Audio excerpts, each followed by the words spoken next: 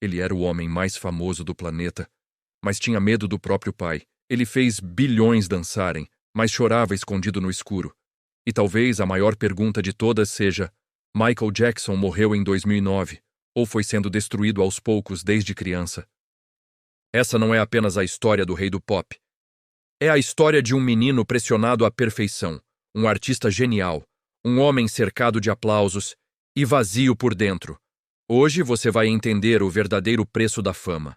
Michael Jackson nasceu em 29 de agosto de 1958, em Gary. Ele era o sétimo de 9 filhos e cresceu em uma casa simples, pequena demais para tantos sonhos e grande demais para tanta cobrança. Desde muito cedo, o talento dele chamou a atenção, principalmente do pai, Joe Jackson. Mas o que poderia ser incentivo, muitas vezes, se transformava em pressão extrema. Os ensaios eram longos, cansativos e quase militares. Um passo errado significava recomeçar tudo. Segundo relatos do próprio Michael, havia punições físicas e humilhações verbais.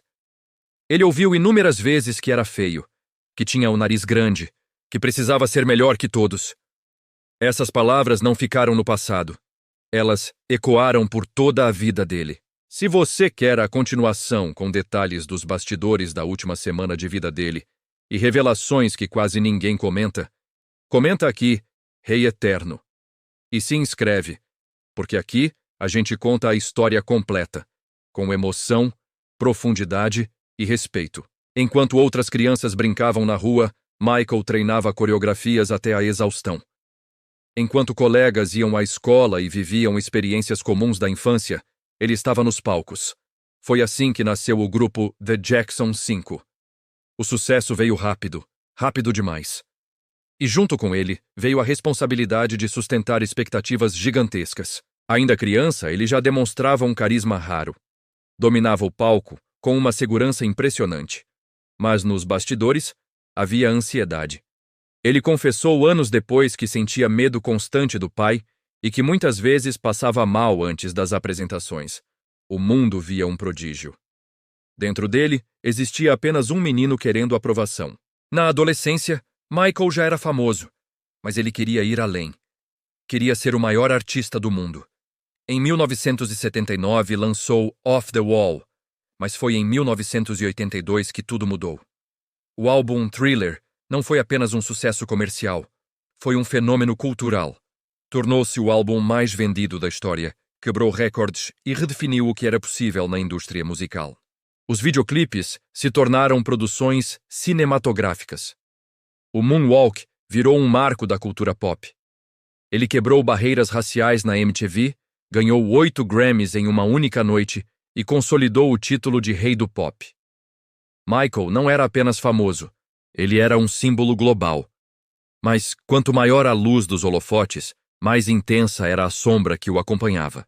A fama trouxe riqueza e poder, mas também isolamento. Ele já não podia andar na rua sozinho, já não sabia em quem confiar. A solidão começou a crescer de forma silenciosa. Nos anos seguintes, o mundo passou a observar mudanças físicas evidentes. Michael revelou sofrer de vitiligo, uma doença que causa perda de pigmentação na pele. Mesmo assim, a imprensa não teve piedade. As cirurgias plásticas constantes alimentaram rumores e piadas cruéis. Cada transformação virava manchete. Cada detalhe era analisado. Ele dizia que tentava corrigir inseguranças antigas. Talvez tentasse apagar as críticas que ouviu na infância. O nariz mudou. O rosto afinou. A pele clareou por causa da doença. Mas por trás das mudanças externas havia algo mais profundo. Um homem que nunca se sentiu suficiente. Em busca de um refúgio, ele criou o Rancho Neverland, inspirado na Terra do Nunca de Peter Pan. Um lugar com parque de diversões, zoológico e cinema particular. Ele dizia que ali podia viver a infância que nunca teve. Mas foi nesse cenário que surgiram as maiores controvérsias de sua vida. Acusações graves vieram à tona nos anos 90 e, novamente, nos anos 2000. Ele negou todas. Em 2005, enfrentou um julgamento altamente midiático e foi absolvido. Mesmo assim, sua imagem pública nunca mais seria a mesma. A pressão psicológica aumentou. A confiança nas pessoas diminuiu ainda mais.